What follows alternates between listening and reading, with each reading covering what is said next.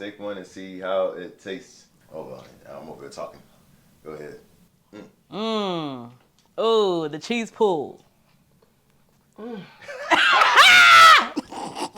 Hey, today I'm gonna show you how to do the Chipotle Steak Quesadilla hack, the one that's viral on the internet. I've been working with Chipotle to get the quesadilla hack put in the app. I don't eat steak, but I want this. And we are going to do this plant-based style. This is how it looks when it is done, nice and crispy and meaty. And we're gonna do a taste test at the end, so let's get into it.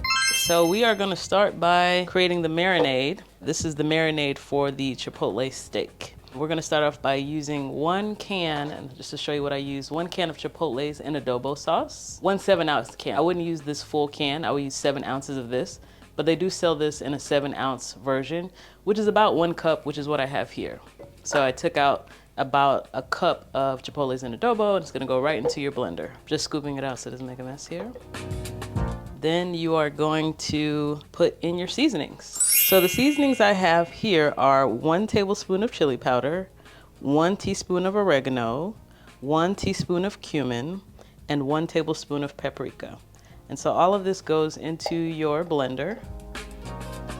Then we're gonna put juice of 1 lime. So I'm just cutting the lime in half, and I'm just gonna squeeze both the juices in there.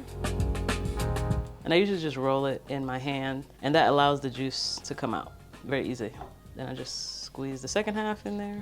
It's easier when the lime is not cold, when it's a little room temperature to squeeze. And then we're gonna put 4 cloves of garlic. I'm gonna just pull 4, just so you can see what I'm doing.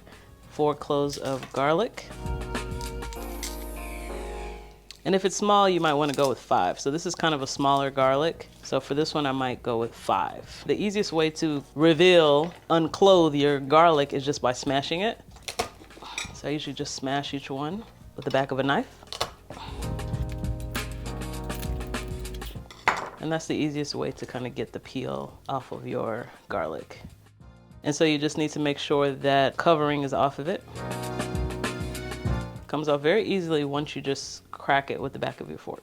That's it. So then you just clean up. And then the last ingredient for the marinade is going to be mushroom powder. Typically, for somebody who is a non-vegan, you may not need to add this just because the steak already has savoriness to itself. But since we are seasoning a meat to create more of a meat-like flavor for this recipe, I would add something that gives an umami flavor. So the mushroom powder is a good addition to give you that meatiness, savoriness. 1 tablespoon of that. So 1 tablespoon of mushroom powder.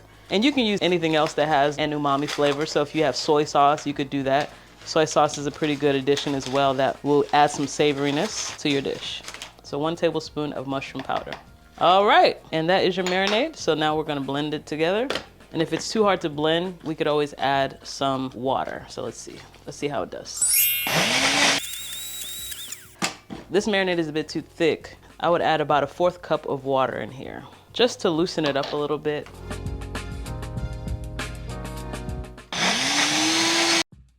So that's very well blended. Set your blender aside. All right, so the next thing we're gonna do is that we're gonna prepare our protein. We are going to cut it up and marinate it with the Chipotle marinade that we just made in that blender. Get your pork protein out on the bench. We tested different proteins for this recipe. Based on our parents' recommendation, seitan was the best flavor and texture for this Chipotle steak recipe. You could use mushroom, you could use tofu, but I think seitan is gonna be the most steak-like for this. You're going to just cut it into cubes. Typically for your steak recipe, if you're using real steak, you would cut the steak afterwards. Because this is already cooked, because it's not real meat, you would cut it beforehand because it makes it much easier for the flavor to wrap around each cube when it's cut before it's marinated. And where did you get the seitan from? So the seitan is, you can get it from any grocery store, and usually it's in your vegan, vegetarian section. And all seitan is, you can make it yourself. I've made it at home before.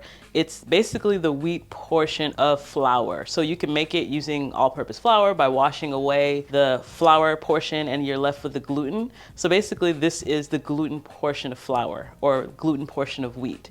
So they call it wheat meat, wheat protein, seitan, and you can also buy Vital wheat gluten and make seitan that way. I've done that before as well, and you're able to make a really big batch, and it's much cheaper when you make it yourself. And we'll do another video on how to make seitan in the future, but it's a really good source of protein for vegans.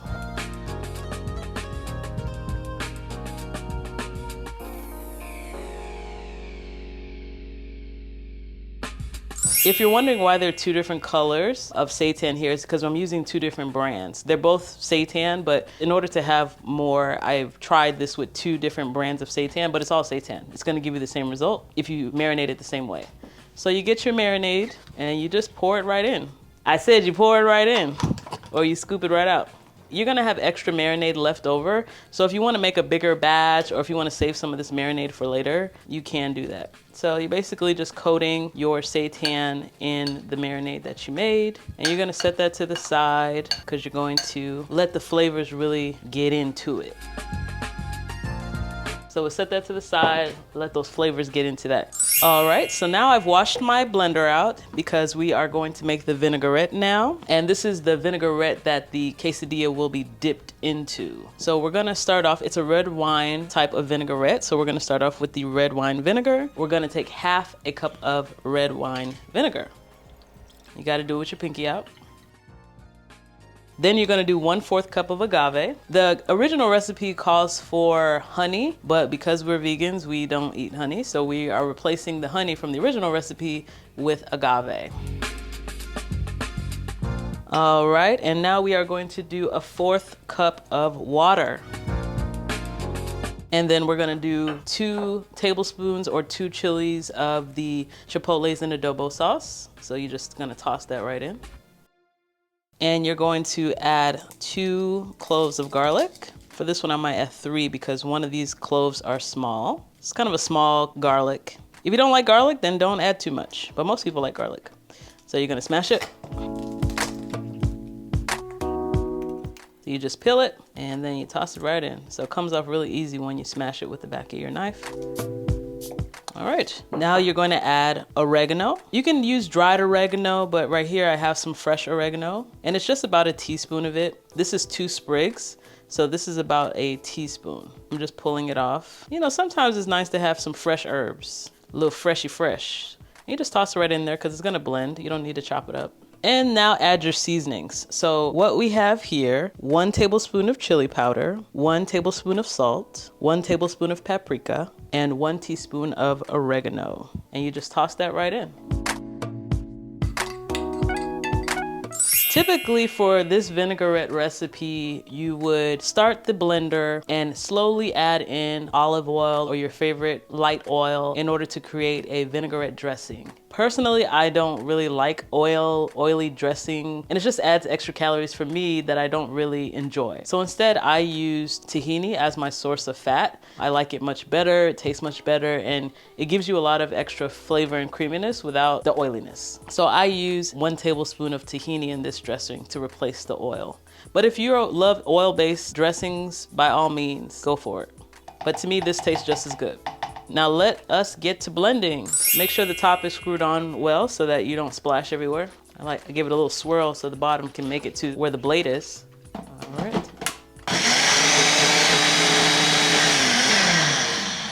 That's your vinaigrette. Set that aside because that's what you're gonna use at the end. All right, so now we have our portable burner here because we're getting ready to cook our vegan steak. So we're gonna turn on our burner.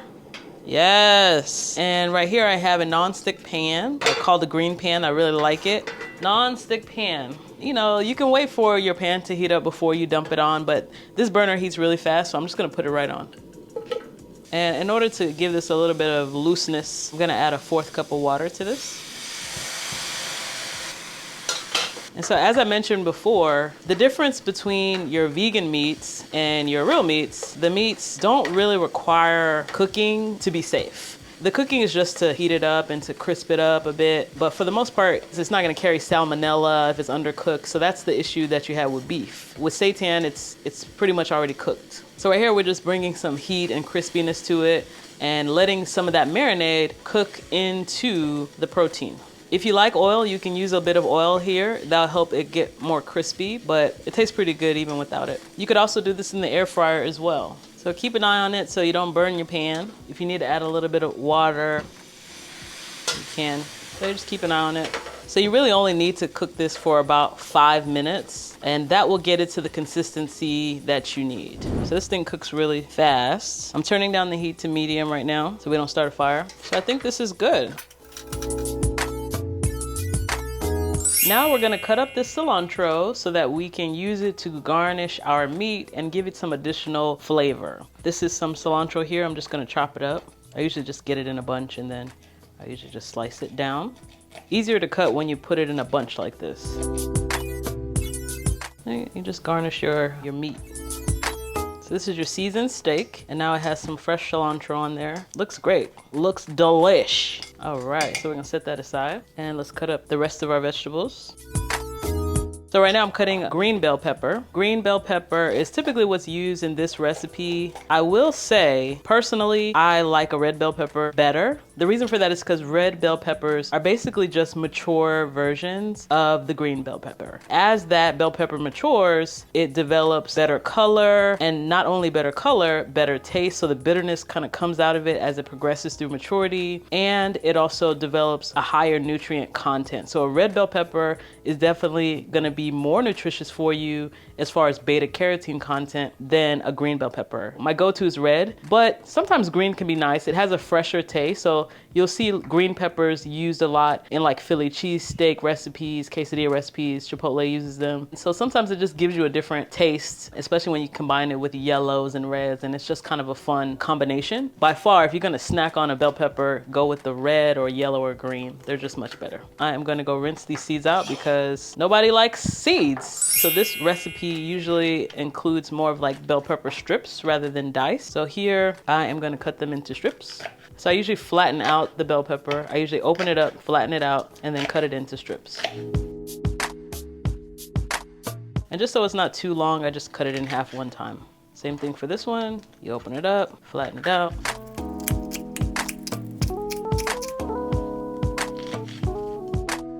Just toss it in your pan because that's what's gonna come next. Then you cut your onion. So the way you do that, cut one end down, cut the other end because you're gonna cut this into strips. Peel off your outer shell. Put that aside for compost. You just cut down the middle. And then this is how you cut your strips.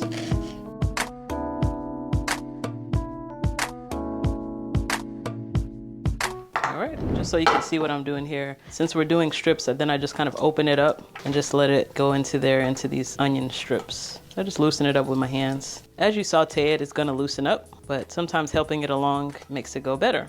Same thing here, just open it up, loosen it up. Now you got your onion strips, bell pepper strips. I love a red onion, it's my favorite. It has some sweetness. To me, it tastes better than the yellow onion or the white onion. Personal preference, all onions matter, but red to me is better. Has good antioxidants, so the red, really is purple actually. The purple content, it has antioxidants. So we are going to saute our vegetables now. So let's turn our burner on and turn that on high heat. We're gonna get our pan and we're gonna do half a cup of water. We're gonna saute this in half a cup of water. You can also saute in oil if you're into that. So this bell pepper, red onion, gonna get sauteed together. Make sure everything's kind of broken apart good so you don't get a big chunk of bell pepper in one spot. I'm gonna season these vegetables with a tablespoon of all-purpose salt seasoning. So this is my Joe's Kansas City French fry seasoning. It's a great all-purpose seasoning. This is just so that your vegetables aren't bland because nobody likes bland vegetables. Not in this house. All right, turn your heat off. So basically I cook this until the liquid is absorbed and then you turn off the heat. And now it is time to assemble your quesadillas. I like to use the La Banderita brand of flour tortillas when it comes to quesadillas. It really comes to any tacos. La Banderita makes really nice, savory, delicious tortillas. So that's my favorite brand to use, but you could use whatever brand you want. You can do homemade if you like. So I usually try to make sure it's big enough to make a really good size quesadilla. Put that on your pan, and we're gonna turn the heat on low, medium heat, because we don't want this to burn.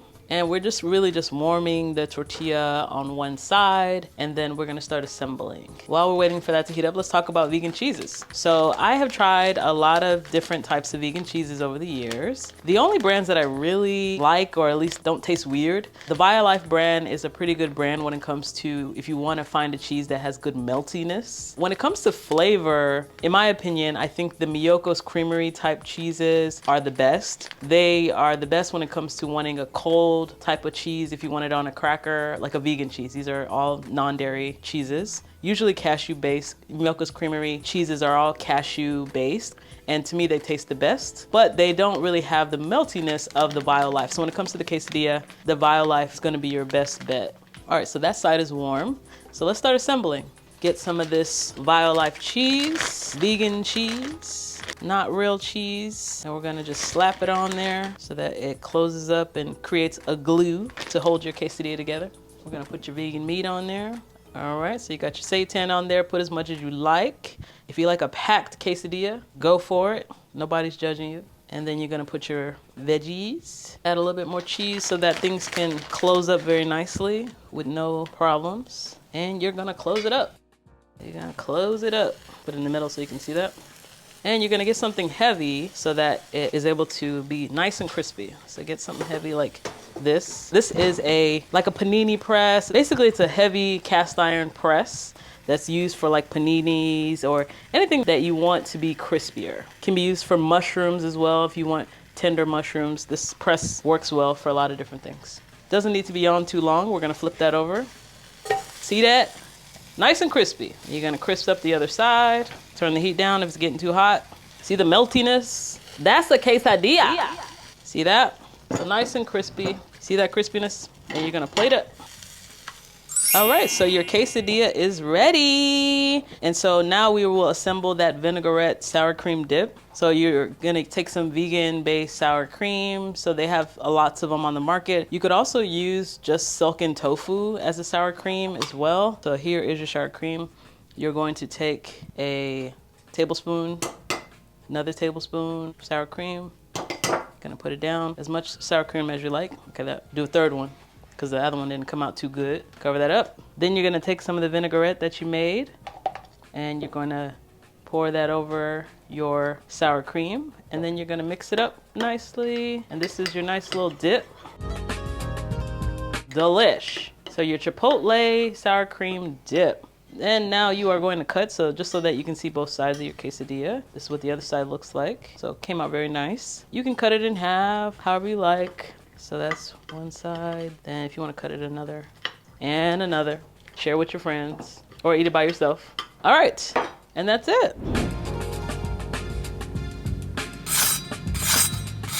Gotta come in with the moves. You're coming from way back there.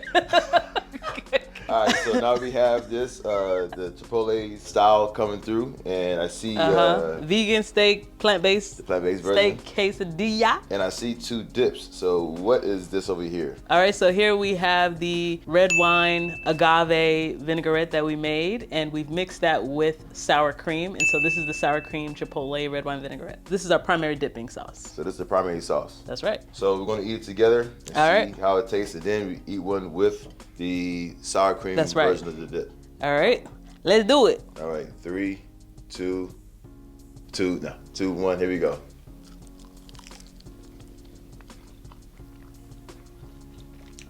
You did it again, babe. Yeah, this is really good. The cheese you did. My God. You like the cheese?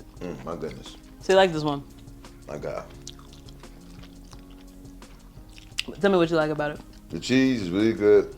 The seitan, or the steakish is really good. Okay. You like the texture of it? Texture is good. Yeah, it's really good. Man, you really did it. Okay. So let me And the taste it. pepper's good. Yep, and then let me taste the dip. All right, get it in there with the dip.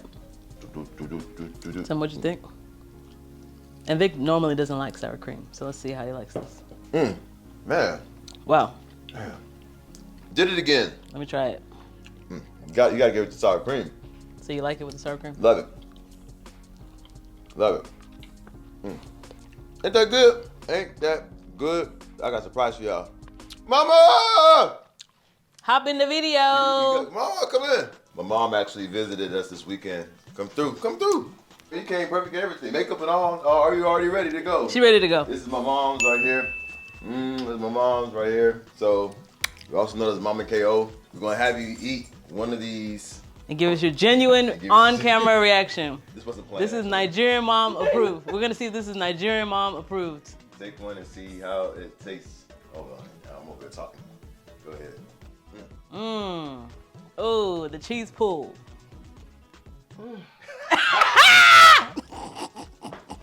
She just move in. What y'all think? Mama should just move in. That'll make you all the meals every My day. girl here can cook. Breakfast, lunch, and dinner. I'm a meat lover. But every time I come here, vegan is the way to go. You never miss meat when you come I here. don't miss it at all. This is good. My dad's here too, but he's somewhere in the house. But he already tasted this before, I think yesterday. So, but you enjoyed. All right. So Now she dancing too. Now. She dancing now. She's doing a neck. Give me a Now neck. my mom's dancing. Yeah, give me a neck roll. Food to make you dance. Thank you all so much. These are my two favorite ladies in the world. Right here, just doing it. No Look at lipstick. my mouth.